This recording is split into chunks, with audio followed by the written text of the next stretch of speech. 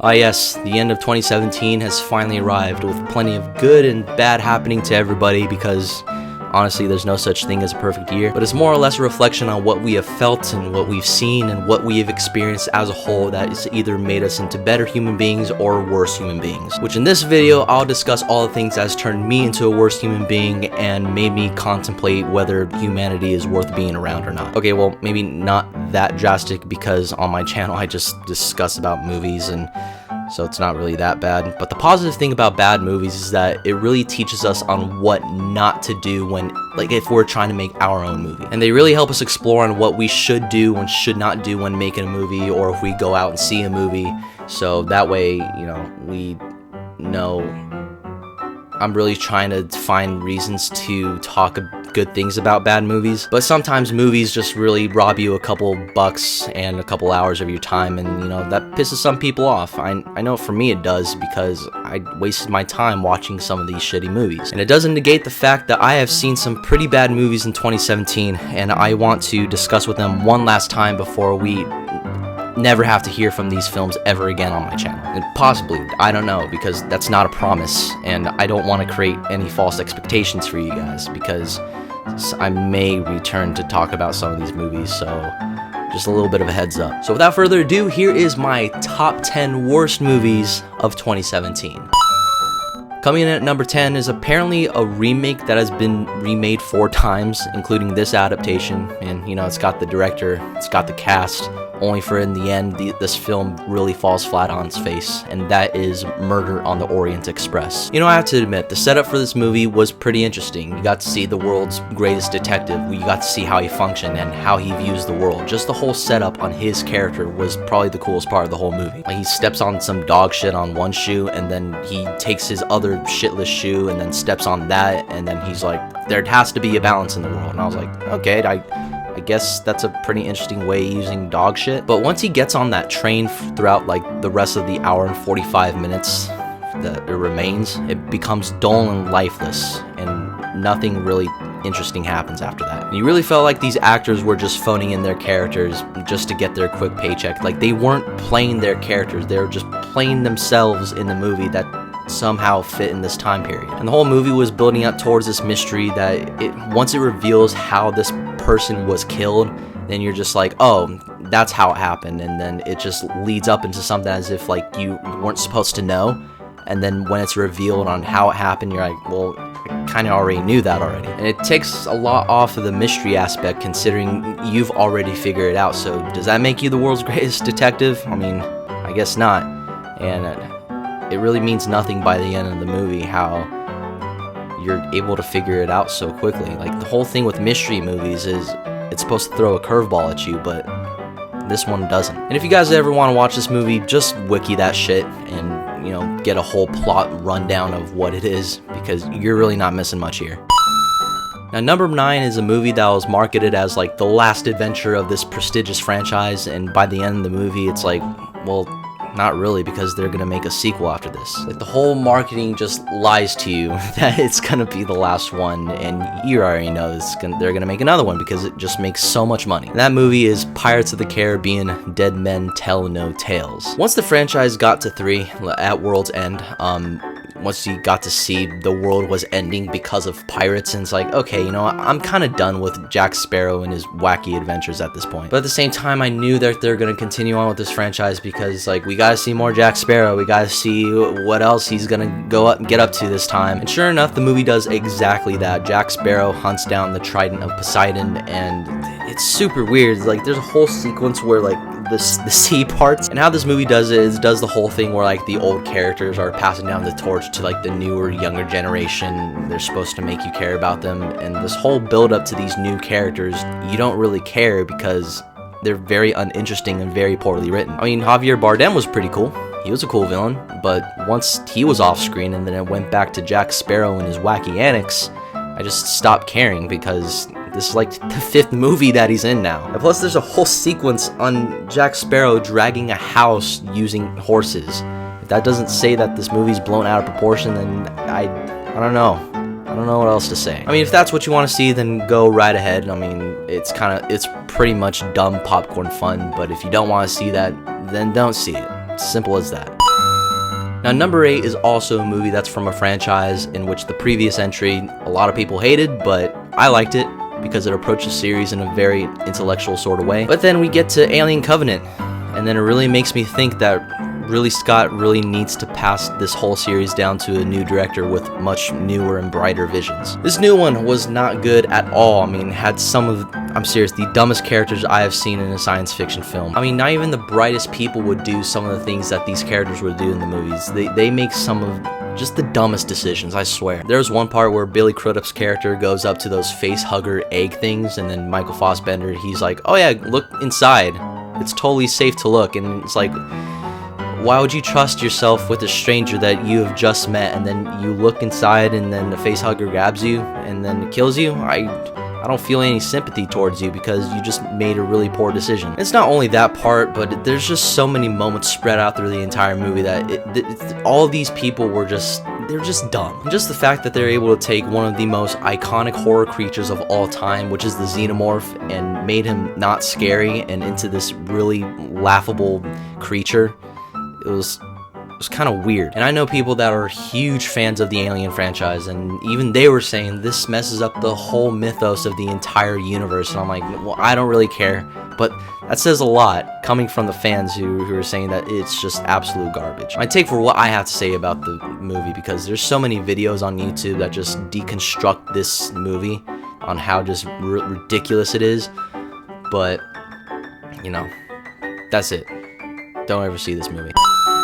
Now, number 7 has to be one of the most memorable theatrical experiences I've had in recent memory. It's one of those movies that's just so bad that it's good, that honestly I recommended it to 2 people to watch it and tell me what they think after. And a status report on those people, I am no longer friends with them because they now hate me, but that movie is Wish Upon. And it's possibly one of the funniest movies covering a high school girl rising amongst the ranks of her high school class because of this little devil box that she got. This girl just keeps making wishes, and it's not until like the 4th wish that she realizes, oh shit, this is kind of a bad thing because not only my family and friends are dying, but I could be threatened too. It's like, oh yeah, your dog and your uncle and a couple of your friends are now dead, and you think it'd probably be a good time for you to take a break from this box, and you know what? She doesn't. She keeps making wishes. I guess like the best thing about this movie is like it's self-aware of what it is, and it just keeps going for more ridiculous shit, but it doesn't really take away the fact that it is ridiculous shit. And this movie is followed by one of the greatest endings I could have possibly asked for.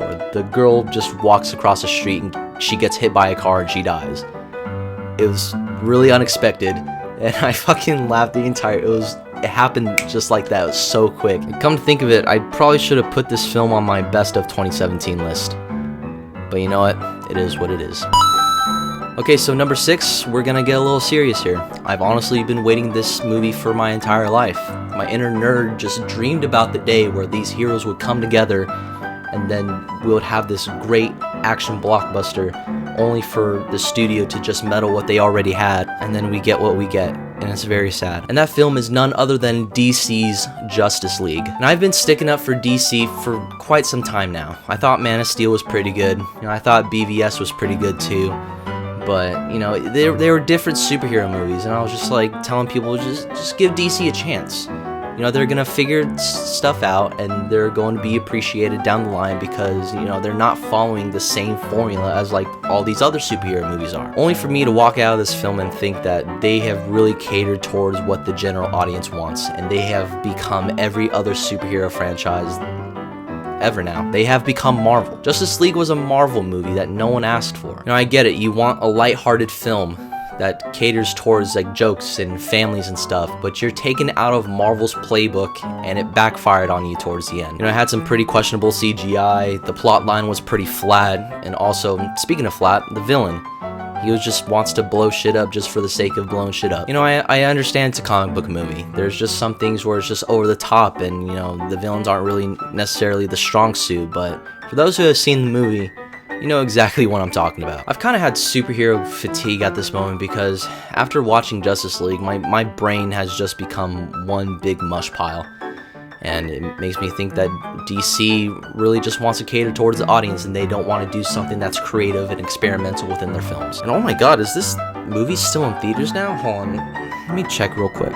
Oh my god, it's not in theaters anymore. It's been like a month and a half. This movie just fucking fell off of the face of the planet. I don't think anybody remembers this movie. Well, that says a lot about Justice League, and yeah, it's on my number 7 or 6. Yeah, it's on my number 6. Now, number 5 is another franchise movie, and oh god, there's a lot of franchise movies on this list, but it doesn't get better from here. It only gets a lot worse. And I'm pretty sure this movie is going to be on everyone's list for those who have seen it, and I'm just surprised that it's on the middle of my list. But that movie is Transformers: The Last Knight. Michael Bay proves time and time again on just how to turn our brains into absolute mush. I went to go see this movie with my dad, and even we didn't know what the hell was going on. Michael Bay is still doing the whole explosions for the sake of explosions, and the whole visual appeal aspect where it only hurts your vision, only makes you even more blind. In case you guys didn't know, I wear glasses, and I'm almost at that point where I could be blind, and Michael Bay just worsened that for me. It's getting to the point of the franchise where Transformers, they helped out King Arthur and the Knights at the Round Table. Sure enough, Michael Bay is going to come up with an idea where Transformers helped out Jesus Christ and his disciples. Oh fuck, I just gave them an idea. But you know what, the thing that pissed me off the most is the constant change of the aspect ratio. Michael Bay thought it would be an excellent idea to shoot some scenes in IMAX and then on some regular cameras. Like, he just didn't know what to shoot it in. I actually really want to sit down with him and ask him what was he trying to go for. If anyone out there has Michael Bay's number, just direct message that to me on Twitter, and I really want to talk to this guy. I really want to sit down with Michael Bay and ask him why he thought it would be such an awesome idea to do that. And who knows, maybe we can turn that into a whole video, me interviewing Michael Bay. Like, that's ever gonna happen because he's too busy getting 14 writers for the next Transformers movie. Now, number 4 is a movie that I was actually really looking forward to. I love the artists that they're portraying in the movie. I love the guy's music, and they have this whole blueprint set up for them in it being a pretty interesting biopic. But it turns out they absolutely disrespected the artist, and I think this is one of those movies that everybody on social media agreed that this movie was an absolute terrible thing to exist. And that movie is All Eyes on Me. The music of Tupac Shakur is it's iconic. If there's one thing I could take away from this movie, is the music. After I was done watching the movie, I blasted Tupac, and it was great. That was the only great thing I can say about this movie. But if you look, if you're doing a biopic and you're saying that, you know, there's people who knew Tupac when he was alive. If they're saying that some of the stuff that happens in the movie never happened and all of it was just made up, there's something going on with your story. Not only that, but you had 2 different directors working on this project, and they all leave due to creative differences, and one of them actually knew Tupac in real life, which was John Singleton. Also, there's something wrong with your movie here. But you know what? They thought it was going to be a great idea to continue with the movie anyway, and thought that this movie would portray possibly the greatest rapper of all time with great respect. Not only that, but it was an absolute train wreck. They more or less focus on like his hit music, like his most popular songs and how they were written, but they never really explored on what was going on in Tupac's mind. Like, I mean, yeah, his music is cool and I know it, but I want to know Tupac as an individual. And it was never once explored, and I honestly feel bad for Tupac. I'm sure they'll probably never attempt to make a biopic of him ever again. Well, probably later down the line, but, you know, get some facts straightened up in there before, you know, people get pissed off at you. Now, number 3 is another franchise movie where they promote it to be the last movie of the saga, and only by the end of it, you know that they're gonna make another sequels. I don't know why movies did that this year. They did that so many times, probably like 3 or 4 times, and it got pretty sickening. And that movie is Resident Evil: The Final Chapter. I mean, again, one can argue that this can be dumb popcorn fun, and you can just throw your brain out the window and just enjoy some just dumb shit action in there. But when there's just so much dumb shit action in there, it's kind of hard not to. I totally get it, over-the-top nonsense in an action movie, but when it starts affecting the technicality of a movie, such as editing, that's where I draw the line. The editing has got to be one of the worst things I have ever seen in a movie. There's like 10 different cuts within a span of 1 second of Mila Jovovich spinning on a wire. Are you fucking kidding me? Each action sequence was cut in so many different ways, followed by unnecessary crash zooms and so many bright lights. It really felt like I was at a shitty rave concert. And it's hopefully a conclusion to a franchise that it's a guilty pleasure for me, but, you know, I've just had enough at this point. It's too much. And you know they're gonna make another sequel to it because this movie makes some pretty interesting large amount of money. I don't know why, but it's the fans of Resident Evil who come and support this thing, and me, because, you know, I support that. And shame on me for actually going to see this movie. I'm waiting for the day that they're gonna drop another bombastic Resident Evil action movie. Or you know what, make it into a horror franchise instead of all this 10 different cuts of fucking Mila Jovovich jumping over a dude. Come on, stop that. Now, number 2 is a movie of a product that preteens like to use nowadays to express their emotions, because how else are you supposed to express your emotions? Through words? Through the human language? No, that's such an old person thing. Get with the times with these kids nowadays on what they use on a daily basis. And you guessed it, that movie is the Mogi movie. The movie thought it would be an excellent idea to combine all the story elements from Toy Story, Wreck-It Ralph, Inside Out, only for it to fall completely flat on its face by the end of the movie. It's like a group of older gentlemen just got together in a room and started writing these cringy jokes that they thought that the younger generation would say, but only for them to just kind of show that how much of a disconnect they really are with younger generation kids. It sounds kind of weird. It's like, oh, let's throw in the poop emoji, let's make some poop jokes and throw emojis in there, let's make a profit on it. And they jumped on it so quick that it ended up being one of the worst things I've ever seen in my life. Which, you know what, hey, cool, you made a profit, you made some money out of a pretty shitty animation, but if the whole message of the movie is like, hey, don't use human language and use emojis to ask the girl that you have interest in out on like a dance, and that's when I say fuck you. See, it's stuff like that that just makes me hate humanity even more, and just makes me think, if they're able to make something like that, then I should be able to make something. You know what? This is why we need bad movies, is because it pushes us to do greater things. If people like that are able to make something, then we ourselves are able to make something 10 times as better. You know, just a quick thing, if all you kids want to ask somebody out that you have interest in, do it in person. Do it in face-to-face. Don't use a damn emoji. Some advice from Uncle Ryan. You're welcome. Alright, so number 1 is the movie that really is the most interesting theatrical experience I've had probably ever. You know, this franchise, me and this thing have a love and hate relationship because I'm always talking about it. Sometimes good, sometimes bad, mostly bad. Actually, you know what, 99% bad. I really did not like the first one, and I think the second one is twice as bad. Probably 10 times as bad, and that is 50 Shades Darker. How you were able to take everything from the first one, everything that was bad, and just worsen it just tenfold is absolutely beyond me. The whole movie was literally them dating, and anything really ever happens, and if something does happen, it's solved within 2 seconds, and it's like, well, where's the conflict in that? Things just don't get instantly solved. Let's see this couple, you know, suffer for a little bit, not for 2 seconds. It's not a relationship. It's just bullshit. There's just no backbone to the technicality of this film. The color palette was very dull and bland. The cinematography doesn't feel that inspiring. I mean, the production design was pretty good, but the whole movie was just this unnecessary filler that we didn't really need. But you know what, I get it. This whole movie was built up to this one poster for the last movie where it says, don't miss the climax, because they like to fuck, and this is the last movie. You know, I just have one more movie to go. Then I can just move on with my life and try and forget that this series ever happened. Alright guys, so those were my top 10 worst movies of 2017 list. I really hope you guys enjoy it, and I'm sure there's going to be a lot of you who disagree with my list, and I don't really care if you do, because it's my list. And I should be having a top 10 best movies of 2017 list coming shortly. I'm trying to catch up on a couple movies. I don't want to spoil which movies I'm seeing, but that's coming very soon. And also Star Wars The Last Jedi spoiler talk is coming very soon. I'm gonna have my dad on there. I just need to watch the movie one more time to freshen up, get ready to talk some spoilers, because that movie deserves to be talked about in spoilers, and all that's gonna be coming very soon. But at the same time, I want to know what your guys' worst movies of 2017 list. Is it kind of similar to mine, or is it completely different? Really, I actually kind of want to know.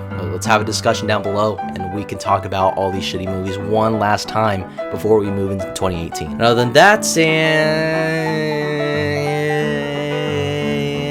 and that's about it. So yeah, see you guys next time.